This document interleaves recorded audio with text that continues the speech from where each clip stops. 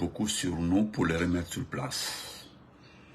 Les remettre sur les places, les remettre dans une situation confortable, parce qu'ils ne sont pas dans une situation confortable. Je sais qu'il y a certains frères de la presse qui m'écrivaient, et qui étaient tout le temps en contact avec moi, mais n'ont pas voulu m'écrire. Ne vous en faites pas. Ce n'est pas parce que j'ai critiqué vos patrons de presse et vos médias qu'il n'y a pas cet amour, il n'y a pas cette réciprocité entre nous. Non, non, non. Je ne suis pas un animal. Voilà. Je suis un humain. Voilà. Je ne suis pas un animal. Je suis un humain. Je suis compréhensif. Vous savez, je le dis souvent, moi je sais faire la part des choses. Dans mon combat politique là, je sais à quel moment il faut remettre telle ou telle autre personne à sa place. Je sais faire cette différence. Vous comprenez? Et nous allons parler en second temps l'affaire Sadiba. Sadiba Coulibaly, qui sera jugé par la justice militaire. Mais qui est le patron de la justice militaire? Qui est le chef de la justice militaire? Qui est le boss de la justice militaire? C'est qui? Vous le connaissez, c'est un gendarme. Voilà, on prend un gendarme, on le met à la tête de la justice militaire, un gendarme. De surcroît qui n'est pas un intellectuel. Voilà, un ancien menuisier. Voilà. Je ne suis pas en train de saboter, critiquer le travail de menuiserie, non. Nous parlons du cadre intellectuel. Parce que quand vous parlez de justice, c'est qu'il y a quelqu'un qui doit être jugé et condamné. Est-ce que vous voyez? S'il y a quelqu'un qui doit être jugé et condamné, c'est qu'il doit avoir devant lui quelqu'un qui est averti, qui connaît la justice, qui connaît comment juger. Bonjour ma cousine chérie Mariam, Damoro Ayuba, comment vas-tu? Donc, vous connaissez tous le patron de la justice militaire. L'information est là, je ne suis pas en train d'inventer. Voilà, je l'ai reçu ce matin. Voilà. Je suis sur WhatsApp, mais... non, c'est sur WhatsApp, je crois bien. Voilà. Parce que oui, attends. C'est ce matin-là exactement, j'ai reçu. Ou bien, attendez. Excusez-moi une minute. Voilà. Excusez-moi, voilà. Donc, je vais commencer par ce dernier point, c'est-à-dire concernant Sadiba Coulibaly. Sadiba Coulibaly, c'est demain jeudi, le procès de Sadiba Coulibaly. On ne parle pas d'enquête. On ne parle pas d'enquête, on parle de procès. Le procès du général Sadiba s'ouvre ce jeudi. Il n'est pas le seul arrêté. Il y a le patron de l'école militaire, c'est quoi là, le colonel quoi? J'ai oublié son nom. Hein? Ils sont 6, hein, je crois, 6 personnes. 6 personnes. Et l'ancien chef de quoi là-bas, de camp samouraï, le camp chinois de Kindia. Oui, ils sont 6, je crois, mais 6 plus Sadiba, 7. Parce que, tellement qu'ils ont été surpris de notre communication, ils ont essayé de casser les arrestations. Il y a un colonel, j'oublie son nom là. Attendez, j'ai son nom, s'il vous plaît, permettez, j'ai son nom. Lui, il a été arrêté. Il a été arrêté, j'ai son nom. Sadiba a travaillé avec lui lorsqu'il était le patron. Hein? Lorsqu'il était patron vous savez, lorsque Colonel Condé est décédé, Doumbouya a assassiné Colonel Condé pour préparer son coup d'État. Le patron du commando du camp chinois de Kindia.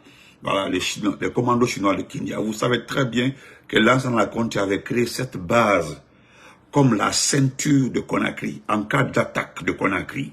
Donc, eux, là, ils descendaient automatiquement pour rétablir le président, rétablir les institutions. C'est leur rôle. Donc, ils ont commencé par tuer d'abord ce monsieur, ce colonel Condé, fidèle parmi les fidèles.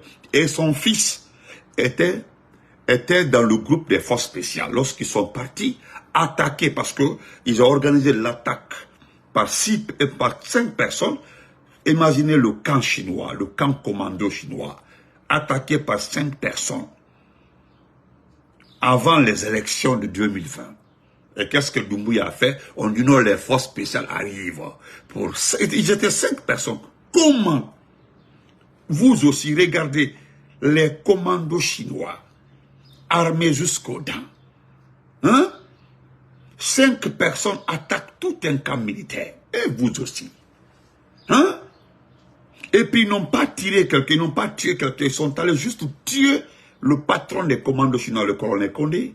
Et personne n'est mort, si ce n'est pas le seul monsieur. Et le second qui est mort, c'est son fils, qui s'est trouvé dans le camp de Mamadi Doumbouya, qui est parti rétablir l'ordre. Selon eux, il y avait du désordre. Le professeur Alpha Condé venait dans la journée, et vous savez, on avait dérouté le cortège du professeur l'envoyer directement à Boké. Et vous aussi. Et vous le talent climatie. Hein? On ne tue pas 10, 20 personnes. Et quand le camp a été attaqué, ils n'ont pas tué, le camp n'a pas pu tuer 5 personnes. C'est quand Doumbouya est arrivé là, ils ont tué les 2 personnes et les autres se sont enfuis. Et vous aussi. C'est les 2 corps là, vous avez vu Doumbouya en train de tourner comme ça là. Et pourtant l'objectif, vous avez vu comment il souriait? Parce que l'objectif n'était pas de tuer ceux qui ont attaqué le camp. L'objectif c'était de tuer le colonel Condé. Regardez l'atmosphère. L'ancienne vidéo est là-bas. Regardez l'atmosphère, regardez. Les gens qui sont arrivés dans un camp pour établir de l'ordre, vous avez appris que le commandant a été tué, le commandant du camp a été tué. Et vous venez, vous avez le sourire aux lèvres. Personne n'a du remords. Et puis regardez Doumbouya au téléphone, faites le rapport, oui la gendarmerie est là. Il est là parce que sa mission, le travail a commencé, le début du coup d'état a commencé. Là il a vu le début du tunnel qui va aboutir à Sékou-Touré est là déjà. Parce que l'homme là, même si tu prends Alpha Condé, le lendemain il remet Alpha Condé. Tu prends Alpha Condé, il remet Alpha Condé le lendemain. Ou bien les gens vont mourir, c'est entre les deux. Eux là, ils ne sont pas pour un président, ils sont pour la démocratie. C'est Lansana Conté qui avait créé ce cas-là. C'est pour la démocratie. Vous comprenez? Ndoye, comment vas-tu? Grand Cascade, bonjour. Donc, l'ami de l'homme qui a travaillé avec Sadiba, je cherche son nom, s'il vous plaît. Voilà, permettez-moi de retrouver son nom.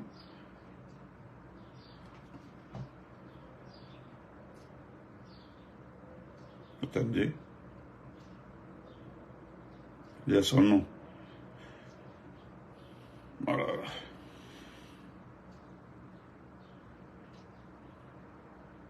Attendez, où ça. Excusez-moi, je cherche son nom.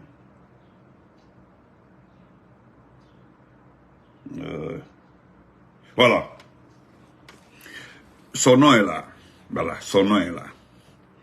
On dit, parce qu'on m'envoie son nom, on dit, Bento, bonjour, comment vas-tu? Je viens d'être informé encore de l'arrestation d'un autre officier par Mamadi Doumbouya. Il s'agit du commandant Billy Nankouma Kone. Voilà. C'est Billy, vous le verrez, si le procès s'ouvre demain, vous verrez le commandant Billy Nankouma Kone.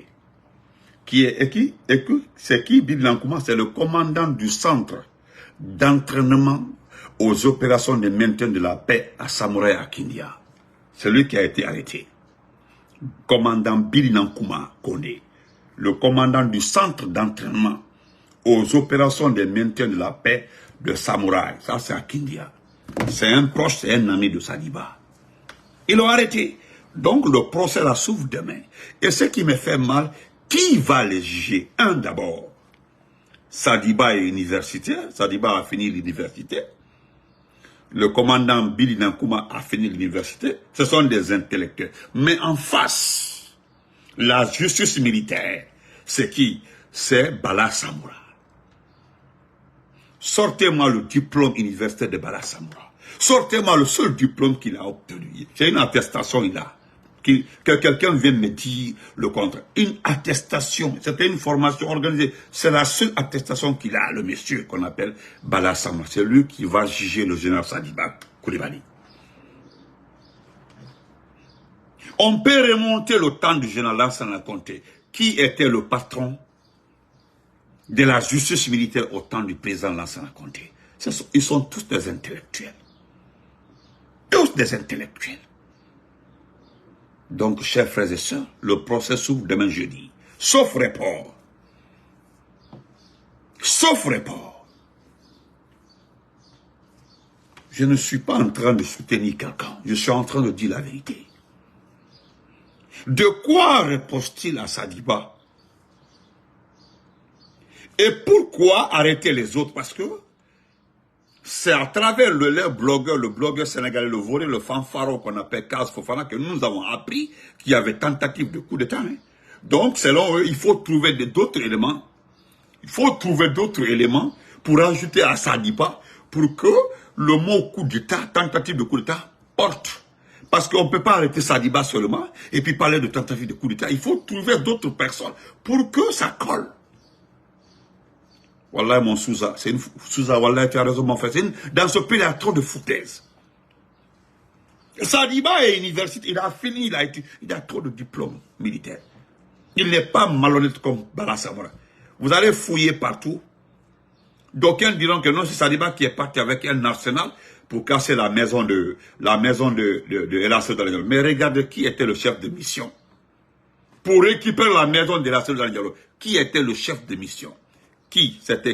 C'était Bala Samoura. C'est Bala Samoura qui était chef de mission. Le document est là-bas, hein. C'est lui qui était chef de mission pour récupérer la maison de la Diallo. Le chef de mission, c'était Bala Samoura. Chers frères et sœurs. Donc, demain jeudi, le procès s'ouvre.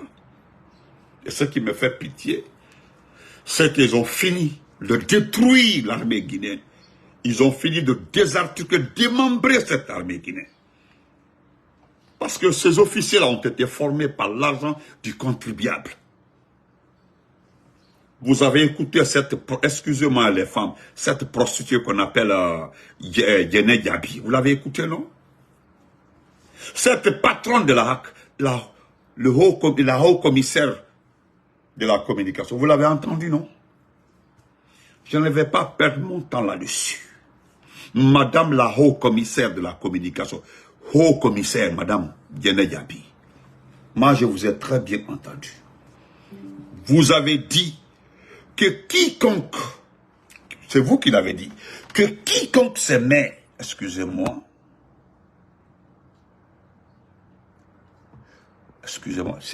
la batterie, madame la commissaire, c'est vous qui l'avez dit, que quiconque se dresse devant vous, hein? Madame, c'est jamais vu. Et puis, Benito, si je savais, j'allais choisir les sciences sociales. Wallah, j'allais choisir les sciences parce que haut commissaire haut commissaire, patron de la HAC, qui ne sait pas s'exprimer, patron de la HAC, qui pond des fautes, patron de la HAC, du jamais vu. Quand je vous ai écouté là, je suis tombé malade.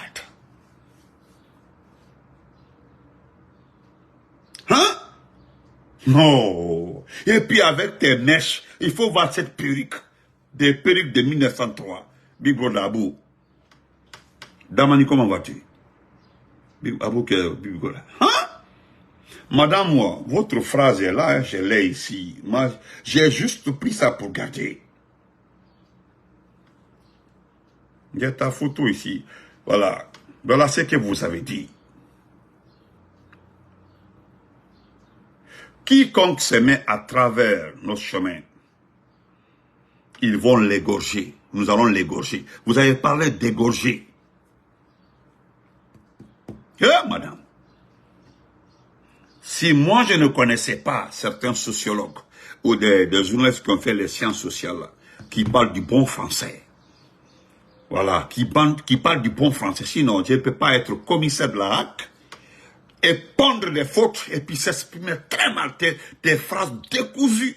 C'est bon pour nous, nous avons fait les sciences exactes. Même si on dit que quelqu'un qui a fait les sciences doit être très bien en français, c'est-à-dire, ça c'est les cours de français, pas en langage. Mais quand les gens vous ont écouté, on dit, ah, c'est qu'on dit, c'est madame la commissaire de la HAC.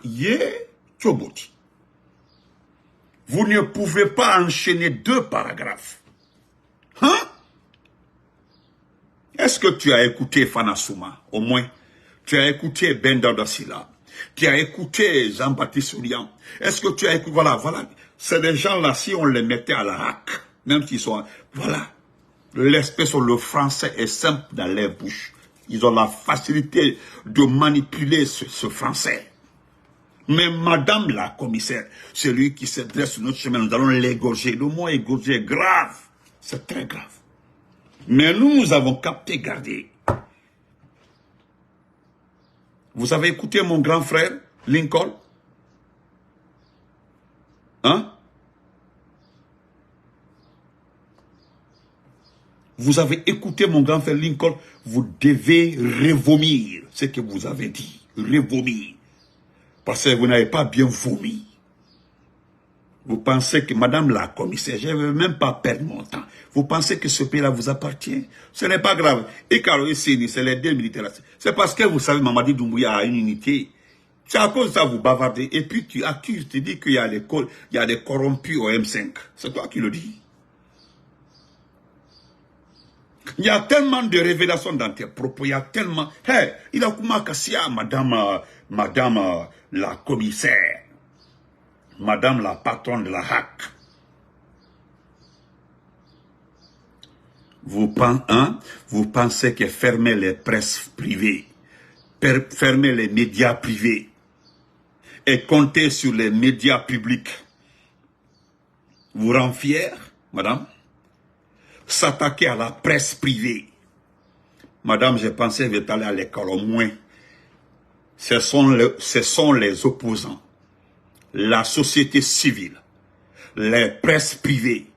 C'est l'ensemble là qui constitue la démocratie d'un pays. Madame, demandez. L'évaluation de la démocratie d'un pays vient d'abord de la presse privée, vient de la société, le traitement de la société civile, vient du traitement de l'opposition. Il faut demander à tout le monde. Personne n'a besoin d'aller à l'école pour le connaître. Les institutions qui évaluent la démocratie d'un pays regardent le comportement du gouvernement envers les médias. S'il y a restriction, s'il y a un problème de droits de l'homme, tout ce qui concerne la société civile, l'opposition, les médias, sont les principales d'abord notes d'évaluation d'un pays. Madame la commissaire de la HAC, cher Aïdi Sergent Moussa, ça fait longtemps. Il faut regarder le président Ambalo. Il est critiqué, il est attaqué. Est-ce que tu as entendu qu'il a mis un journaliste en prison? Tu as vu au Sénégal Diomaye Faye. Diomaye Faye vient juste de sortir de son pays, comment on appelle ça? Diomaye Faye, le président sénégalais. Il y a eu, comment on appelle ça? Un séminaire judiciaire pour réévaluer la justice sénégalaise. Vous savez, ils ont mis un paramètre dedans, un point dedans très important, c'est la protection des lanceurs d'alerte, la protection des blogueurs, la protection des activistes, la protection, oui, c'est Diomaye Faye, la démocratie, c'est-à-dire le sanctuaire de la démocratie, le Sénégal, qui vient d'introduire ça dans ses institutions, c'est-à-dire un ministre de son gouvernement peut avoir un problème avec un activiste. Les deux là ont le même pouvoir devant le juge. On ne prendra plus un activiste, mettre en prison pour un ministre. Si je peux résumer pour vous, madame la ministre, madame la commissaire de la HAC, au Sénégal, même le procureur de la République ne peut pas mettre un activiste, un lanceur d'alerte en prison au Sénégal. C'est le premier pays francophone. Sinon, les pays anglophones en ont. Il y a cette loi dans presque tous les pays anglophones. C'est le seul pays francophone qui vient de l'introduire. Si tu as un problème avec un blogueur, activiste, un lanceur d'alerte là, tu portes plainte et lui aussi, il prend un avocat, vous vous rendez. Celui qui a tort, il va en prison, s'il doit aller en prison. On ne prend plus quelqu'un, on met en prison pour un ministre au Sénégal. Ça, c'est terminé. Tu as vu la presse sénégalaise, je peux dire, a été le moteur. J'ai dit, la presse sénégalaise a été le moteur de la chute de Macky Sall. C'est la presse sénégalaise qui a empêché Macky Sall de faire un troisième mandat. La presse sénégalaise, l'actuel patron de la télévision, de la radio, c'est des gens qui ont fait des débats très forts. Ils ont été nommés par Guillaume Faye. Tandis qu'en Guinée, Madame la commissaire de la HAC nous dit simplement, celui qui se met devant nos chemins là, nous allons l'égorger. Un mot très grave, égorger. Madame Djené Diaby, je ne reviendrai pas sur ta vie privée. Parce que les gens sont en train de... Si c'est la Guinée ça. Il n'y était qu'un phénomène de ta vie privée va sortir par-ci. Les gens sont en train de sortir ta vie privée. Bientôt là, tu vas paniquer. Parce qu'ils sont en train de chercher ta vie privée par-ci par-là. Va voir les commentaires. On dit, ah, c'est la copine du commissaire qui était le commissaire divisionnaire. On dit, ah, il y a un boss qui était là-bas, qui Mougoupa Lago là. On t'appelle Lago. Ah, tu vas dire quoi aux gens? Je ne m'adresse pas à Tavel qui est à côté de toi. Je me limite là, madame la commissaire. Voilà le Sénégal, la Guinée-Bissau, la Gambie. Les pays là sont en train d'évoluer. Nous sommes en train de régresser. Une honte. Madame, on ne s'attaque pas à la presse privée. Tu as vu notre temps. Madame, prend l'exemple sur le temps du professeur Fakon, notre gouvernance. Nous n'avons jamais mis... on s'en foutait. On s'en foutait de la presse. Le président a dit laisser la presse, c'est leur rôle. Ils sont en train de faire leur travail. La presse privée nous a insultés, nous a dénigrés, nous a menti sur nous. Nous avons accepté, nous sommes démocrates. Nous avons montré au monde entier que nous sommes démocrates. Ça ne chauffe pas. Portez-vous très bien. Madame la commissaire. Madame la grande commissaire. La Mougoupa. On dit, ah, la Gola, c'est le tonton là qui est là, le commissaire divisionnaire de Conakry là, qui Mougoupait la Gola. Nous regardons la toile, on dit on te Mougoupait. Portez-vous bien, on se reprend.